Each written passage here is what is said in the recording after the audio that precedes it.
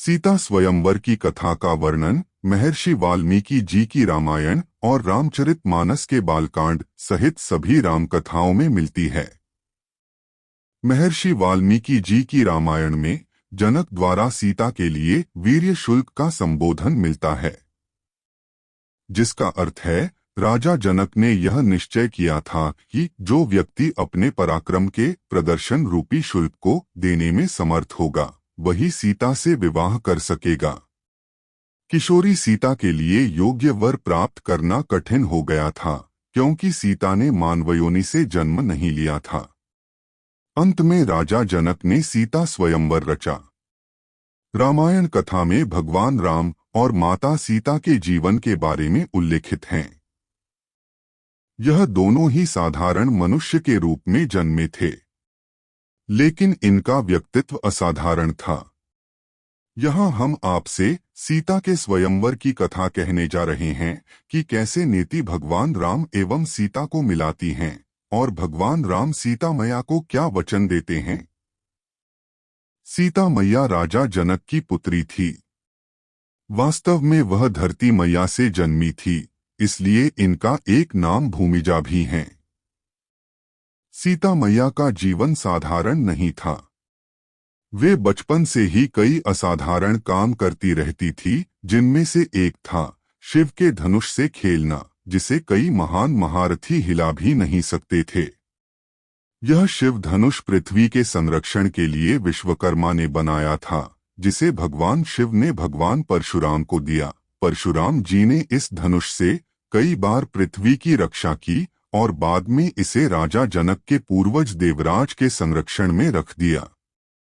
यह दिव्य धनुष इतना ज्यादा भारी था कि इसे बड़े बड़े शक्तिशाली राजा हिला भी नहीं सकते थे, लेकिन नन्ही सीता इसे आसानी से उठा लिया करती थी। यह दृश्य देख राजा जनक को एहसास हुआ कि सीता कोई साधारण कन्या नहीं है, यह कोई दिव्या आत्मा है। इसलिए उन्होंने बाल्यकाल में ही निश्चय कर लिया कि वे सीता का विवाह किसी साधारण मनुष्य से नहीं करेंगे, लेकिन वे सीता जैसे दिव्य पुरुष को कैसे खोजे, यह सवाल उन्हें अक्सर सताता था। तब उन्हें ख्याल आया कि वे सीता स्वयंवर का अर्थ यह होता था कि इसमें कन्या स्वयं अपनी इच्छानुसार अपने लिए पति का चुनाव कर सकती थी। का आयोजन करेंगे, जिसमें यह शर्त रखी जाएगी कि जो धनुर्धारी शिव के इस महान दिव्य धनुष पर प्रत्यंचा चढ़ाएगा वो ही सीता के योग्य समझा जाएगा। शर्त के अनुसार सभी राज्यों के राजाओं को स्वयंवर का निमंत्रण दे दिया गया।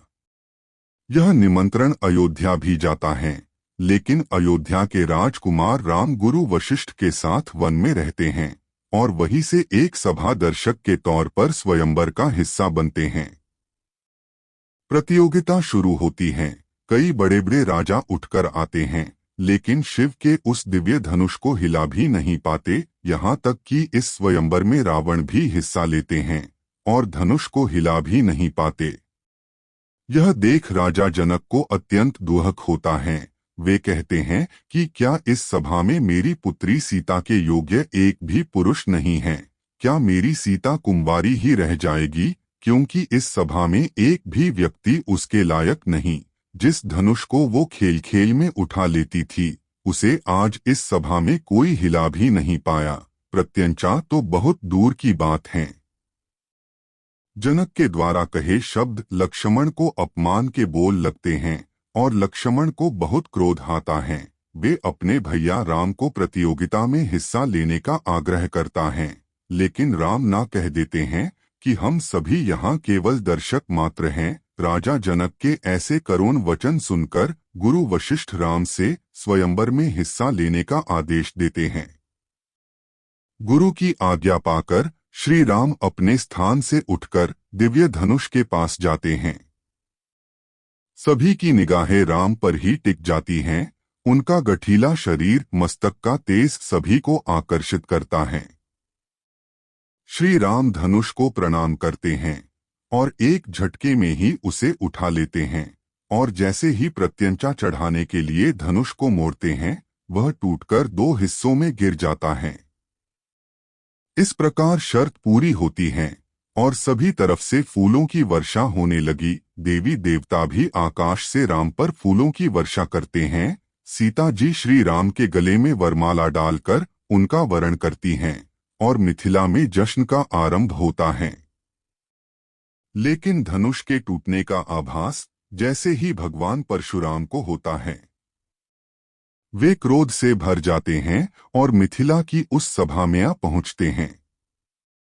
उनके क्रोध से धरती कंपित होने लगती है, लेकिन जैसी श्री राम ने भगवान परशुराम के चरण स्पर्श कर क्षमा मांगते हैं, भगवान परशुराम समझ जाते हैं कि वास्तव में राम एक साधारण मनुष्य नहीं अपितु भगवान विष्णु का अवतार हैं, और वे अपने क्रोध को खत्म कर सिया राम को आशीर्वाद देते हैं। सीता के स्वयंवर के बाद उनकी तीनों बहनों उर्मिला, माधवी एवं शुतकीर्ति का विवाह क्रमशः लक्ष्मण, भरत एवं शत्रुघ्न से किया जाता है और चारों बहनें एक साथ अयोध्या में प्रवेश करती हैं। श्री राम से विवाह के बाद पहली रात में जब देवी सीता दुखी होकर बैठी हुई थी, तब भगवान राम उनसे इस दुख का कारण पूछते हैं।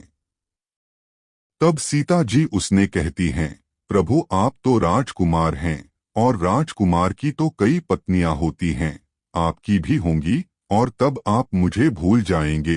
तब श्री राम अपनी पत्नी सीता को वचन देते हैं कि वे कभी दूसरा विवाह नहीं करेंगे, सदैव अपनी एक पत्नी के साथ ही जीवन व्यतीत करेंगे।